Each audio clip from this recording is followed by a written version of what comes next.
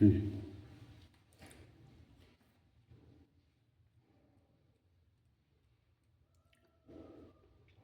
शिक्षा की जागती जो शिक्षा की जलती जोत, शिक्षा की जोत जलती रहेगी तो हमारे चेहरों में रोशनी रोशनी फैलती रहेगी। शीर्षक है शिक्षा की जलती जोत। जगो उठो आगे बढ़ो, जगो उठो आगे बढ़ो। अभी तक हम सोए हुए थे, निंद्रा में हैं, भूल में हैं, भ्रम में हैं। उन चीज़ों को हमें त्याग कर जाग उठकर मतलब आगे बढ़ना है।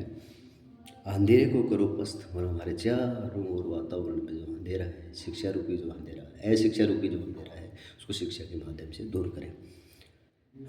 अलग नव्या जलानी है और एक नई अलग जलानी है। घर घर में शिक्षा पहुंचानी है। एक पढ़ा लिखा इंसान, एक पढ़ा लिखा इंसान एक निरक्षर व्यक्ति को साक्षर करता है तो शायद ही आने वाले 5 या 7 में ये समस्या ही नहीं रहेगी कि हमें अंगूठा टेकने के लिए स्टाम्प पैड की आवश्यकता नहीं पड़ेगी। पढ़ाई लिखाई मादकता प्याली की पयोपान। पढ़ाई लिखाई एक नशा होना चाहिए। जिस प्रकार शराबी को शराब पीते ही समय पर वही चीज़ें याद आ जाती हैं, वही हमें हो जाना चाहिए। पढ़ाई लिखाई मादकता प्याली की पयोपान, जहन को करो तरोताज़ा, कायल हो दम का, और अपने मस्तिष्क को स्वस्थ रखें और कायल हो उद्यम का, यानी मेहनत के प्रति आप लगनशील रहें, संघर्षशील रहें, दृढ़ इच्छा शक्ति के साथ उस मेहनत करें। उसको नैराश्य की मातम बेला दूर छुटकारा पाना है। नैराश्य, चारों ओर से जो शिक्षा अशिक्षा के रूप से अंधकार फैला हुआ है, उसको हमें दूर छुटकारा पाना है, यानी उनको दूर करना है। और दूर कैसे करेंगे? पढ़ लिख कर, अच्छे संस्कार लेकर, अच्छी शिक्षा लेकर, अच्छे मतलब सफल होकर हमें दुनिया को दिखाना है, एक मॉडल बनना है, एक आदर्श बनना है। ये सब बातें खबर सब्र का बांध हो, लक्ष्य नजर न हटाना। धैर्य मनुष्य के जीवन का सबसे बड़ा धन है। यदि जिसके पास धैर्य है, पेशेंस है, वो इंसान हारी हुई लड़ाई को भी जीत सकता है और इतना करने में होता है, इतना बहुत कुछ कर सकता है। इसके धैर्य है उसके अंदर। ऋषि मुनियों संत महात्माओं के अंदर धैर्य की सीमाएँ होती थी और वो धैर्य के आधार पर ही बहुत कुछ हासिल कर गए। तो धैर्य जरूरी है। सब्र का बांध हो, लक्ष्य नजर न हटाना। सब्र रखो लेकिन अपना लक्ष्य धूमिल मत होने दो। हमारा उद्देश्य क्या है, उसको धूमिल नहीं होने देना है, उसके ऊपर हमेशा नज़र टिकाए रखनी है और उसको हासिल करना ही है। छोटी सी बीच में प्रसंग याद आता है। नेपोलियन बोनापार्ट ने कहा था कि असंभव शब्द मूर्खों की डिक्शनरी में पाया जाता है, कि दुनिया के अंदर असंभव कुछ नहीं है, कठिन जरूर है, संघर्ष करना पड़ेगा। संघर्ष करोगे तो आगे अवश्य बढ़ जाओगे। तो असंभव को भूल जाओ, दुनिया के अंदर असंभव कुछ भी नहीं। रोशनी नहीं पाना है, शिक्षा से नई रोशनी फैलानी है। रोशनी नहीं पाना है, ओझल हो व्यंजन, उधर उधर की तृष्णा डगर न हटाना। रोशनी नहीं पाना है, ओझल हो व्यंजन। व्यंजन का मतलब यहाँ है भोजन से, कि हमारा भोजन है वो अवश्य ओझल हो जाए, यानी हमें एक टाइम नहीं मिले तो भी हम उसके बिना रह सकते हैं। ओझल हो व्यंजन, उदर की तृष्णा, पेट की भूख के लिए एक टाइम तक हम रह सकते हैं बिना भूखे, लेकिन शिक्षा का मार्ग नहीं छोड़ना है। उधर उधर की तृष्णा डगर ने हटाना, यानी अपने मार्ग से बिल्कुल नहीं हटना है, आगे बढ़ते ही जाना है। पुरखों की कलिश, हमारी पीढ़ी दादा परदादा पीढ़ी दर पीढ़ी जो पहले उनका जो एक कलंक था निरक्षरता का, उसको मिटाना है। पुरखों की कलिश मिटाते चलो भाई, ये सब मिलजुल कर पुरखों की जो निरक्षरता का कलंक था उसको मिटाते चलो सब मिलकर भाई। यही पैगाम हमारा है और यही हमारा लक्ष्य है, यही हमारा पैगाम है, यही हमारा आंदोलन है और यही हमारी क्रांति है। ज़्यादा से ज़्यादा शिक्षा के प्रति सकारात्मक रहें और यही हमारे जीवन का सबसे बड़ा धन है। शिक्षा बढ़ती नहीं, सब कुछ बढ़ जाएगा।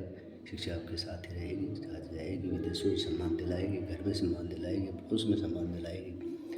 और आपके विचारों को हमेशा के लिए अच्छा रखेगी। तो ये शिक्षा है तो सब कुछ है। शिक्षा के बिना कुछ भी इस दुनिया में संभव नहीं है।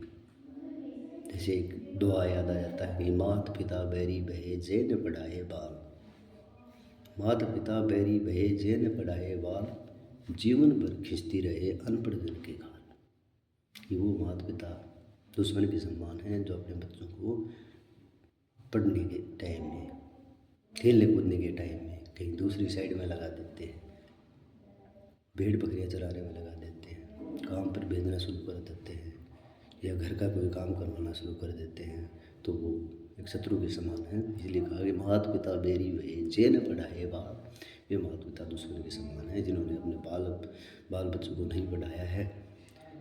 जीवन भर खींचती रहे अनपढ़ जन की खाल, फिर उन बच्चों की जीवन भर खाल खींचने का मतलब पसीना बहाते रहेंगे, लोग उनका शोषण करते रहेंगे, बेगारी करवाते रहेंगे और वो बेरोजगार हो जाएंगे। इसलिए माता पिताओं को विशेष ध्यान रखना है, बच्चों को अपना ध्यान रखना है, पढ़ाई में तनाव मुक्त होकर पढ़ाई करनी, किसी से तनाव नहीं लेना, किसी चीज़ का तनाव चेहरे पर जाहिर होना ही नहीं है। मस्ती से रहे, खाएं पिए, एक टाइम टेबल के अनुसार अपना सब कुछ करते रहें और सब कुछ अच्छा होता रहेगा।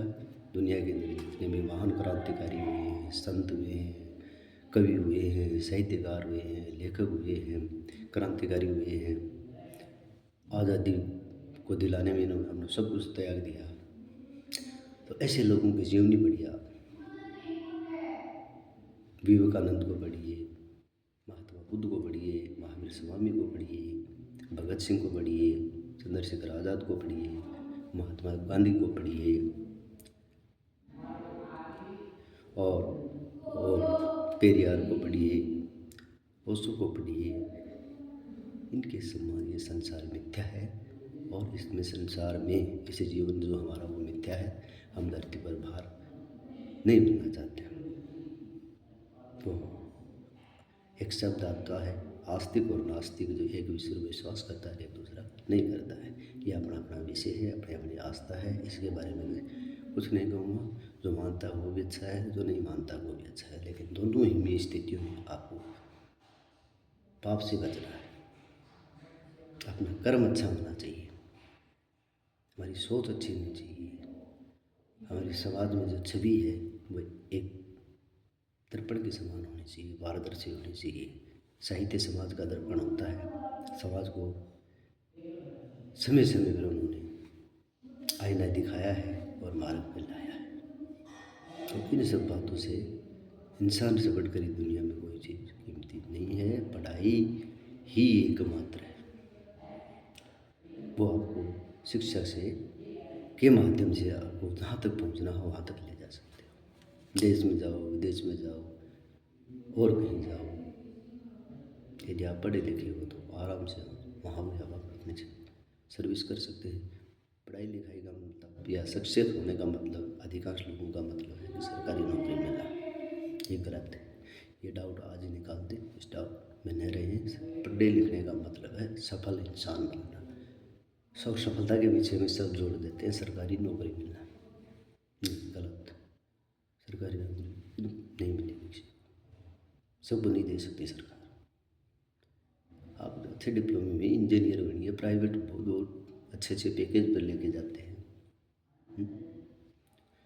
आप पढ़े लिखा एक इंसान खेती करेगा तो भी उसका नवाचार करेगा उसमें, और एक अनपढ़ करेगा वो उतना नहीं कर पाएगा जितना पढ़ा लिखा करेगा। तो कहने का मतलब दुनिया के अंदर सबका अपना अपना अस्तित्व है। टेलर का अपना अस्तित्व है, ड्राइवर का अपना अस्तित्व है, और खेती करने वाले का अपना अस्तित्व है, ट्रक चलाने वाले का अपना अस्तित्व है, रोड बनाने वाले मशीन चलाने वालों का अपना अलग अस्तित्व है। मतलब इसका मतलब ये नहीं है कि वो बेकार है, नहीं, वो भी अपना काम चला रहे हैं, पढ़े लिखे और पढ़ लिख कर आगे बढ़ रहे हैं। ये बहुत अच्छी, देश के लिए एक अच्छा संकेत है। और फिर से मैं एक बात दोहराना चाहूँ, एक पढ़ा लिखा बच्चा परिवार के अंदर एक अनपढ़ निरक्षर व्यक्ति को साक्षर कर दे, उनकी साइन करने सिखा दे और को अखबार पढ़ना सिखा दे, किताबें पढ़ना सिखा दे, तो उस बच्चे के जीवन का सबसे बड़ा पाप, सबसे बड़ा पुण्य वही है जो निरक्षर को साक्षर होना दिया। गंगा यमुना सरस्वती कहीं स्नान करो, कुछ नहीं होने वाला है। गंगा में स्नान 10 बार कर लो, कुछ नहीं होगा। हम दिन भर पाप करते रहते हैं, गंदे विचारों में लिप्त रहते हैं, सोच में आगे बढ़ जाते हैं, पीछे हो जाते हैं, पढ़ना लिखना है नहीं, टाइम पास करके आ जाते हैं और फिर गंगा नहाने चले जाते हैं। गंगा में आज तक किसी का पाप नहीं कटा, कोई प्रमाण है किसी के पास तो आप पूछ लेना किसी से कि गंगा में अमुक आदमी का पाप कटा। नहीं, गलत। हाँ, वो हमारी पवित्र नदी है, हमें उनके प्रति आस्था रखनी चाहिए, लेकिन इतनी आस्था भी नहीं रखनी चाहिए कि हम करते जाए और वो मिटाते जाए, हम करते जाए और वो मिटाते जाए। ऐसा नहीं होगा, ऐसा कभी होता ही नहीं।